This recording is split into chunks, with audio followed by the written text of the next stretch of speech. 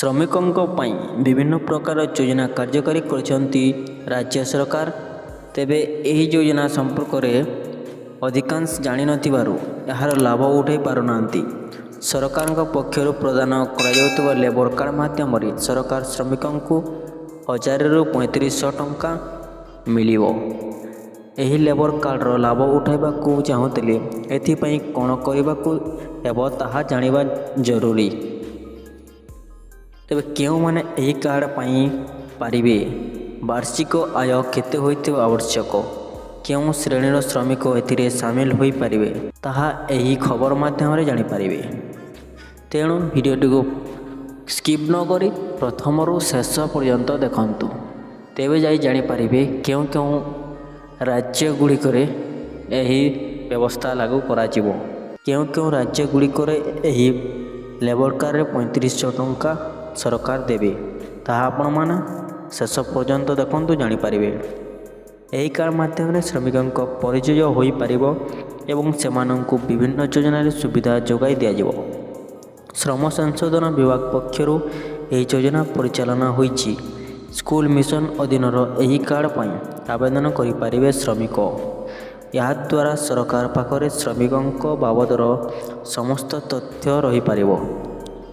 Card ପାଇବା ପରେ ଶ୍ରମିକଙ୍କୁ ଏକ ରେଜିଷ୍ଟ୍ରେସନ ନମ୍ବର ଦିଆଯିବ।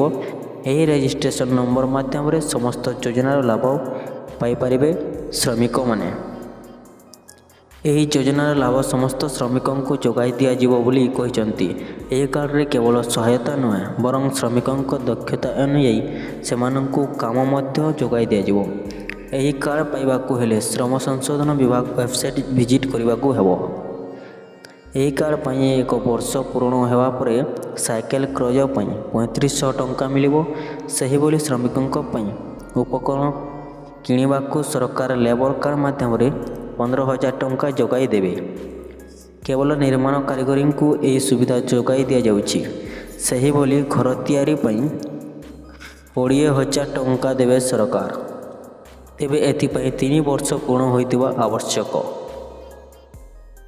ଆପଣଙ୍କ କାର୍ଡ଼ ଯଦି 3 ବର୍ଷ ହୋଇଛି ଆପଣମାନେ 20000 ଟଙ୍କା ସରକାରଙ୍କ ତରଫରୁ ପାଇପାରିବେ।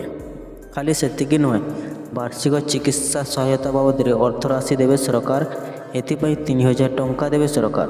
ସେହିଭଳି 60 ବର୍ଷ ପରେ ଏହି ଯୋଜନାରେ ଶ୍ରମିକଙ୍କୁ ପେନ୍ସନ୍ ମଧ୍ୟ ଯୋଗାଇ ଦେବେ ରାଜ୍ୟ ସରକାର। ତେବେ ଏହିସବୁ ଲାଭ ଉଠାଇବାକୁ ହେଲେ ଆପଣମାନେ ଶ୍ରମିକ ଜଣଙ୍କ ବିହାର ବାସିନ୍ଦା ହୋଇଥିବା ଆବଶ୍ୟକ। ଏହି ଯୋଜନାର ନାମ ହେଉଛି ବିହାର ଲେବର କାର୍ଡ଼ ଯୋଜନା। ତେବେ ଦର୍ଶକ ବନ୍ଧୁ, ଏହି ଯୋଜନାର ଲାଭ ପାଇବାକୁ ହେଲେ ଆପଣମାନେ ବିହାର ବାସିନ୍ଦା ହୋଇଥିବା ଆବଶ୍ୟକ। ତେବେ ଦର୍ଶକ ବନ୍ଧୁ, ଏମିତି ଲେଟେଷ୍ଟ ଖବର ପାଇଁ ଆମ ଚ୍ୟାନେଲ ସହିତ ଜଡ଼ିତ ରହନ୍ତୁ ଏବଂ ଭିଡ଼ିଓଟି ଭଲ ଲାଗିଥିଲେ ଭିଡ଼ିଓଟିକୁ ଲାଇକ୍ କରି ଚ୍ୟାନେଲଟିକୁ ସବସ୍କ୍ରାଇବ୍ କରିଦିଅନ୍ତୁ।